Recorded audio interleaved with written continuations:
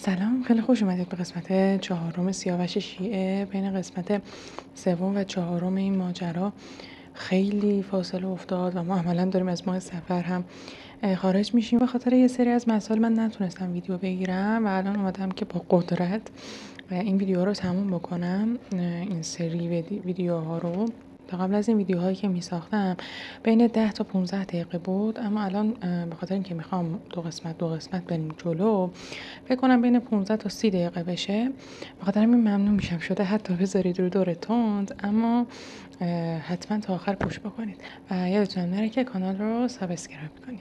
بریم برای شروع ماجرا. خب امروز میخوایم به این بپردازیم که ایرانی ها کجای ماجرا بودن. این همه ما از اول ساخت این سلسله ویدیو به این اشاره کردیم که رابطه ایرانی ها با امام حسین چه جوری بود. حالا دقیقاً تو این قسمت میخوایم به این بپردازیم که ایرانی ها کجای ماجرای عاشورا بودن. این خیلی پرسش مهمیه که باید برای پاسخش وضعیت ایران رو در اون دوران بررسی بکنیم. 30 سال از تسخیر این سرزمین به دست عرب ها میگذشت. از نظر عرب های مهاجم و حاکمان اموی، ایرانی ها به رغم اون که مسلمان شده بودند، اما در شهروند درجه 2 و 3 به حساب می اومدن و در معادلات سیاسی جایگاه چندانی نداشتند. ایرانی های ساکن عراق برای اینکه تو نظام قبیله‌ای عربی بمونن و زندگی بکنن باید خودشون رو ذیل یک قبیله قرار میدادن که بهشون موالی یعنی بندگان آزاد شده میگفتن. حق انتخاب و حضور تو فضای سیاسی هم نداشتن. به همین دلیل هیچ کدام از ایرانی ها پای نامه هایی که برای امام حسین ارسال شده بود رو امضا نکردن. حالا بریم سراغ شهرهای ایران در اون زمان که میخوایم 5 تا شهر ایران شامل خراسان، سیستان، اهواز، مرکز ایران و آذربایجان رو با هم بررسی بکنیم. اولین شهر خراسان. این سرزمین با کشته شدن یزدگرد سوم یعنی آخرین پادشاه ساسانی در دست مسلمانان میفته. تو سال 31 شهرهای نیشابور، هرات و مرو فتح میشه و مدتی بعد این سرزمین شاهد مهاجرت گسترده عرب‌ها میشه. این مهاجرت در دوران معاویه اوج میگیره، طوری که در سالهای 51 زیاد بن ابی حاکم عراق و ایران 50,000 عرب رو با زن و بچه از بصره به خراسان میاره. در سال 56 هم سعید بن عثمان پسر خلیفه سوم تعدادی خلافکار عرب رو با خودش از عربستان به خراسان میبره تا شر اونها رو از حجاز و عرب کم بکنه. وقتی یزید خلیفه میشه، عبدالرحمن بن زیاد برادر عبیدالله بن زیاد حاکم خراسان بود. او 20 میلیون درهم حدود 7 تن طلا از مردم خراسان مالیات گرفته بود. او پیشنهاد یزید برای ادامه حکومت در خراسان رو رد کرد چون به اندازه کافی مردم اونجا رو سرکیسه کرده بود. دومی شهر سیستانه. ربیع بن زیاد حارسی که فاتح سیستان در زمان عثمان بود، در زمان معاویه حاکم این سرزمین میشه. اون که خیلی صورت زشتی داشت، توی یکی از فتوحات سیستان روی اجساد کشته شدگان نشسته بود که یک ایرانی درباره اون گفت میگویند اهرمن به روز فرادید نیاید، اینک اهرمن فرادید آمد. از سال 51 عباد بن زیاد برادر دیگه عبیدالله بن زیاد حاکم سیستان میشه. وقتی خبر شهادت امام حسین به سیستان رسید، مردم شورش میکنن. عباد با 20 میلیون درهم به بصره فرار میکنه و عبیدالله برادر دیگرش یزید بن زیاد رو به سیستان میفرسته. در زمان حکومت عباد شاعری به نام یزید بن مفرق سمیه مادر بزرگ عباد رو حجب میکنه. عباد دستور میده اونقدر بهش شراب بدن تا گلاب بروتون اسهال بگیره. سپس سگ و خوکی به گردنش بستند و در خیابان‌های زابل چرخوندند. او در همان حال یک شعر سرود که از اولین نمونه‌های شعر فارسی محسوب میشه. آبست و نبیذ است، اسارات زبیب است، سمیه روسبیز است. با توجه به اینکه در قدیم دال و زال رو به جای همدیگه به کار می‌بردن و نبید به معنای شراب و زبیب آب دهانه، مفهوم شعر به صورت کلی میشه نترسید، اون چه که از دهانم بیرون میاد آب و شرابه و از ترس هم میگم که سمیه رو سفید و پاکه. جالب اینه که سیستانی ها زیر بار دستور بنی امیه برای لعن بر علی بن ابی طالب نمیرفتن. شهر سوم اهواز. این سرزمین که پر آب و حاصلخیز بود زیستگاه طایفه ایرانی نژاد خوز بود و برای همین ایرانی ها به اون خوزستان میگفتن. عرب ها که خوز رو هوز تلفظ میکردن بزرگترین شهر خوزستان رو اهواز یعنی جمع هوز مینامیدن.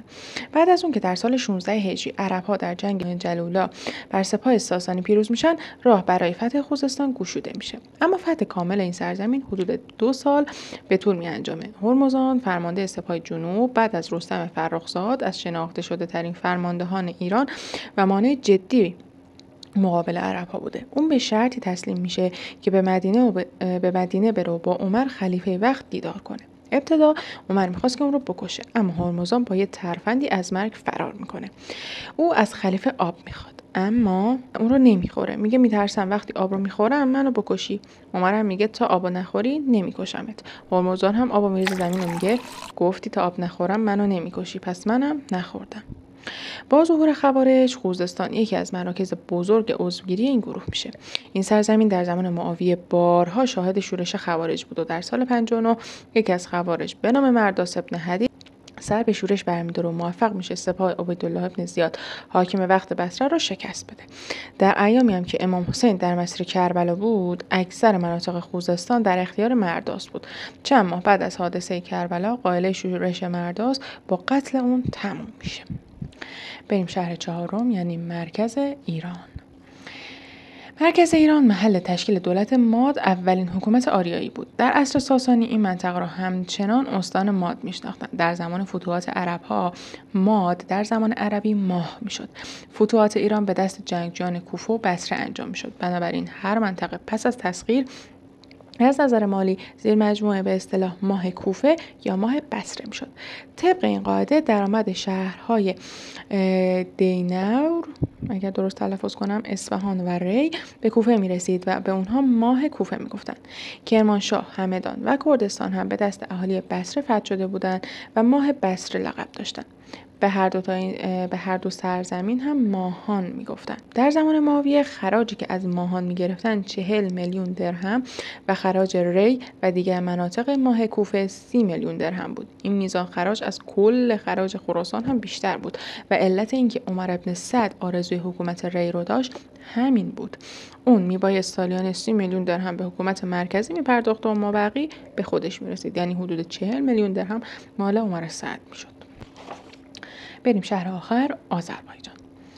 سپاه عرب‌ها بعد از پیروزی در جنگ نهاوند به آذربایجان یا آذربایجان رسیدند که آذربایجان یک معنی دیگه هم که داشته آذرپادگان بوده، یعنی جایی که آتش رو نگهبانی میکردن ازش و خب تو تلفظات حالا عرب ها شده بود آذربایجان، چون اونا گه نداشتن که توی نوشتارشون. حذیفه ابن یمان اولین سردار عرب بود که بعد از جنگ کوتاه با اهالی این سرزمین صلح میکنه. قرار میشه اونها بر دین خودشون باشن و خراج بدن. بعد از حذیفه افراد دیگری مثل مغیرة ابن شعبه و اشعث ابن قیس کندی هم فتوحاتی در آذربایجان داشتن. اشعث مدت کوتاهی در زمان خلافت امام علی حاکم این منطقه بود. عرب‌ها کوشیدن مانند خراسان اقوامی رو از آذربایجان در اونجا ساکن کنن که موفق نشدن. کشمکش‌های دائمی میان مهاجران عرب و مردم محلی، تلاش‌های معاویه برای ساخت شهری مانند کوفه یا بصره رو تو آذربایجان ناکام میذاره. معاویه میخواست از آذربایجان راه جدیدی برای حمله به روم شرقی باز بکنه که نتونست. حالا توی این بخش ویدیو میرسیم به استراتژی عاشورا. کاروان امام دوم محرم سال 61 بعد از طی بیش از 1400 کیلومتر به کربلا میرسه. دشت کربلا در غرب روستای قاضریه در شمال غربی کوفه قرار داشت. هزاران کوفی رفته رفته به کربلا میرسن. کوفی ها هیچ کدام از رسوم 8گانه جنگی مرسوم رو رعایت نکردند. رسم اول این بودش که جنگ تن به تن باشه. دومین رسم این بودش که مسلمانان از مسلمانان شکست خورده غنیمت بر ندارن. ممنوعیت جنگ در ماه‌های حرام یعنی محرم، ذوالقعده، ذی‌حجه و رجب، نبستن آب بر یکدیگر، در امان بودن زنان و کودکان و به اسارت نبردن اونها، مسله نکردن و با اسب تاختن بر پیکر مسلمانان از دیگر رسوم بود. مهمترین رسم این بود که جنگ باید بعد از ظهر شروع و تا شب تموم می شد، بلکه دو طرف بتوانند تا فردا صبح صلح کنند. سپاه کوفه هر کاری که نباید انجام داد. در مقابل امام حسین توانست مقابل این موازنه جنگی نابرابر بایسته. مورخان نوشتن که در روز عاشورا امام حسین چنان کاردانی در فنون جنگی نشون داد که پیشتر کسی مانندش رو ندیده بود. طبق اسناد تاریخی تاکتیک‌های امام سوم شیعیان را میتوان در 3 بخش قبل از جنگ، شب جنگ و روز جنگ طبقه بندی کرد. تاکتیک‌های پیش از جنگ: تقویت روحیه.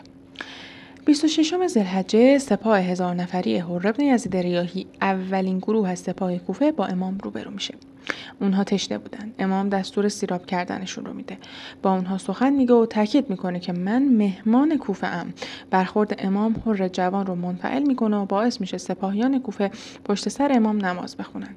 این برخوردها سرانجام نتیجه داد و در روز عاشورا حر به امام پیوست و شهید شد. وفای به عهد. حر نه اجازه داد امام به سمت کوفه حرکت کنه و نه گذاشت برگرده.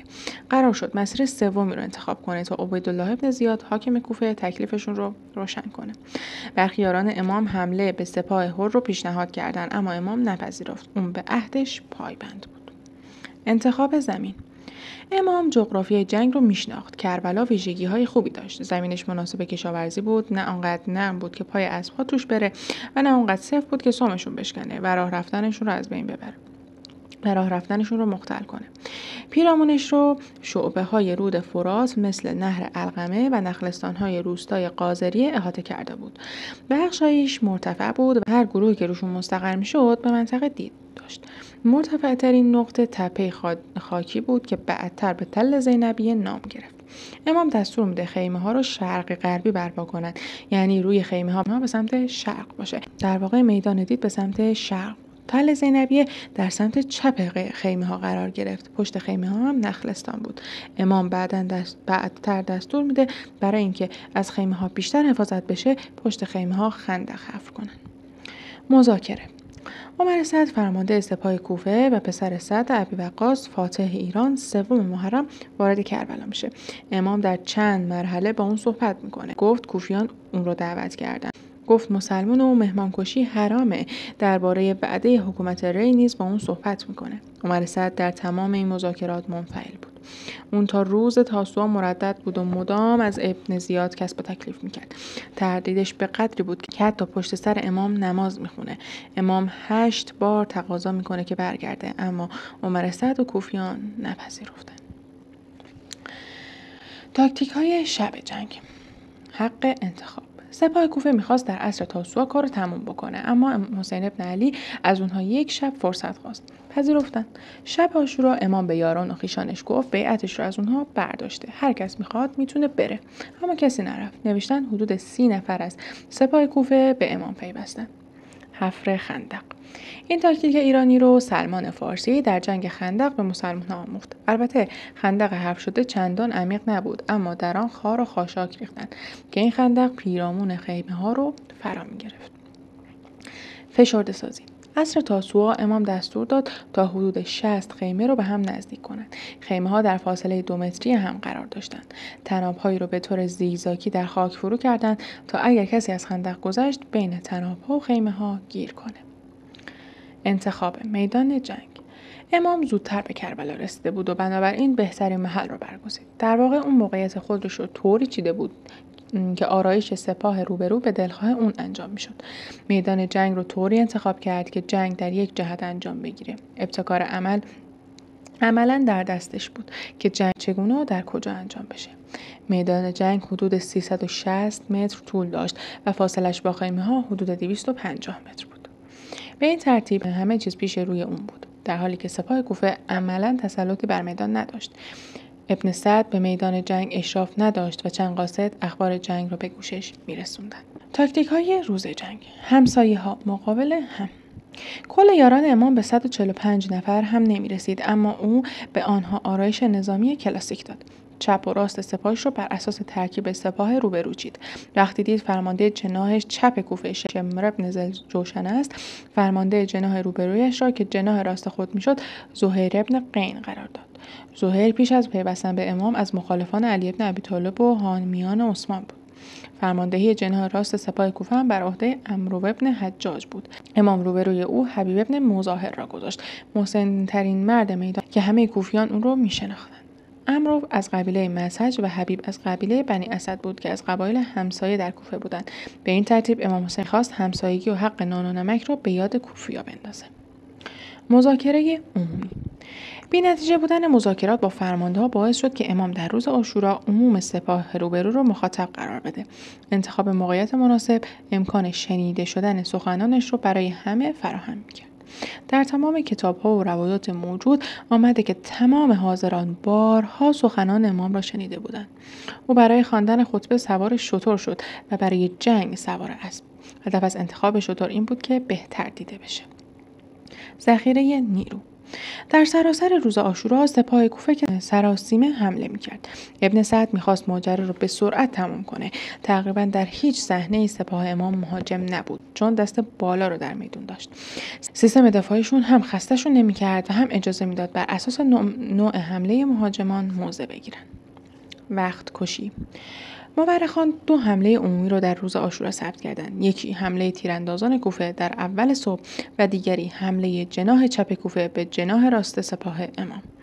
در باقی روز تمام نبردها تن به تن بود. سپاه کوفه جنگاور قابلی نداشت. همه برای غنایم آمده بودند. از طرفی نبرد تن به تن فرصتی برای رجزخوانی، قدرت نمایی و رشادت فردی برای سپاهیان امام فراهم می‌کرد. حفظ فاصله تا قلب سپاه. امام حتی زمانی که تنها شد چندان پیش نمی رفت و همواره خط ارتباطیش را با گفتن تکبیر با قلب سپاه یعنی خیمه ها حفظ می کرد. بنابراین فاصله محل شهادتش تا خیمه ها 250 متر بود.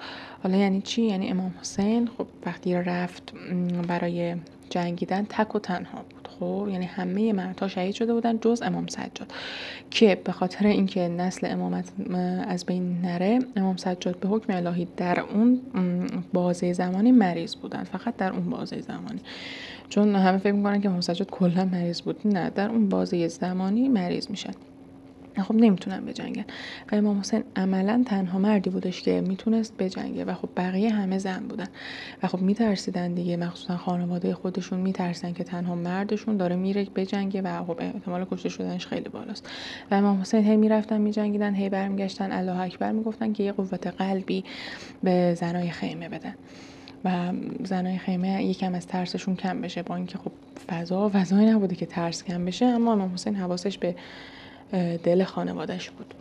من که تا آخر تماشا کردید ببخشید اگر طولانی شد و حتما ویدیوی بعدی رو ببینید تا با ماجراهای عاشورا بیشتر آشنا بشید. خدا نگهدار.